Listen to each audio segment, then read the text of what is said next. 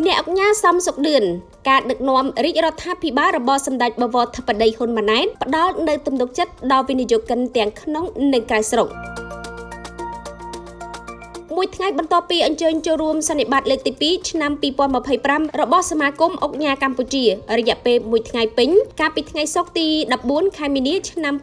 2025នៅមជ្ឈមណ្ឌល The Premier សែនសុខអ្នកអង្គការសំសុកឌឿនបានបង្ហាញរូបភាពច្រើនសន្លឹកជាមួយនឹងសម្ដេចបវរធិបតីហ៊ុនម៉ាណែតនាយករដ្ឋមន្ត្រីរំលេចដោយសារគូបញ្ជាក់លើភាពជាអ្នកដឹកនាំរបស់សម្ដេចដែលមានឆន្ទៈជំរុញវិស័យឯកជនឲ្យរីកចម្រើនឥតឈប់ឈរសន្និបាតសមាគមអង្គការកម្ពុជាត្រូវបានអញ្ជើញបិទដោយសម្ដេចបវរធិបតីហ៊ុនម៉ាណែតនាពេលរសៀលហើយក្នុងឱកាសបដិសណ្ឋារកិច្ចស្វាគមន៍វត្តមានអញ្ជើញដល់កន្លែងសន្និបាតរបស់សម្ដេចបវរធិបតីហ៊ុនម៉ាណែតអ្នកអង្គការបណ្ឌិតសំសុកឌឿនអគ្គនាយកក្រុមហ៊ុន SAM-SN Group សមាជិកសកម្មនៃសមាគមអង្គការកម្ពុជាបានទទួលឱកាសសន្ទនាខ្លីជាមួយនឹងសម្ដេចនាយករដ្ឋមន្ត្រីប្រកបដោយអត្ថន័យនៅក្នុងនាមពាណិជ្ជករដែលកំពុងបន្តពង្រីកឱកាសវិនិយោគនិងគៀកហៅក្រុមហ៊ុនពីក្រៅប្រទេសមកបណ្ដាក់ទុននៅកម្ពុជាថ្លែងសារនេះឱកាសនោះសម្ដេចបវរធិបតីហ៊ុនម៉ាណែតបានគូបញ្ជាក់ថាអង្គការនៅកម្ពុជានាពេលបច្ចុប្បន្នសុទ្ធសឹងតែជាអ្នកដែលបានប្រឹងប្រែងនៅក្នុងកិច្ចកសាងអាជីវកម្មពលមិនមាននរណាមានធនធានជាមរតកឪពុកម្ដាយនោះឡើយ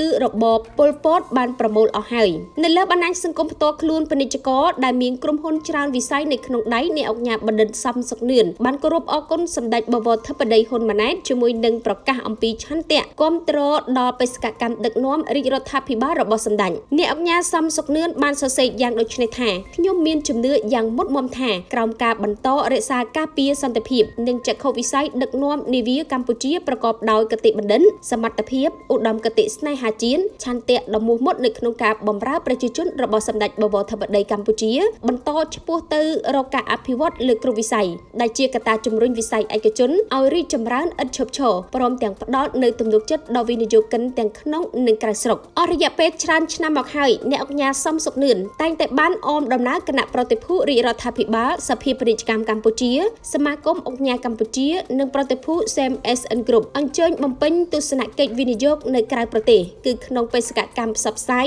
និងទាក់ទាញការវិនិយោគសម្រាប់វេទិកាធំៗកម្រិតតំបន់និងពិភពលោកអ្នកអង្គការក៏តែងតែបង្ហាញវត្តមានចូលរួមផងដែរនាពេលកន្លងទៅអ្នកអង្គការសំសុកឌឿនបានសម្របសម្រួលវិនិយោគិនបរទេសជាច្រើនប្រតិភូដោយមានជំនួបជាមួយនឹងក្រុមប្រឹក្សាអភិវឌ្ឍកម្ពុជាក្រសួងធនធានទឹកនិងអូតូនិយមព្រមទាំងក្រសួងស្ថាប័នជាច្រើនទៀតដើម្បីឲ្យវិនិយោគិនបរទេសទាំងនោះស្ដាប់ឱកាសបើកអាជីវកម្មកម្ពុជា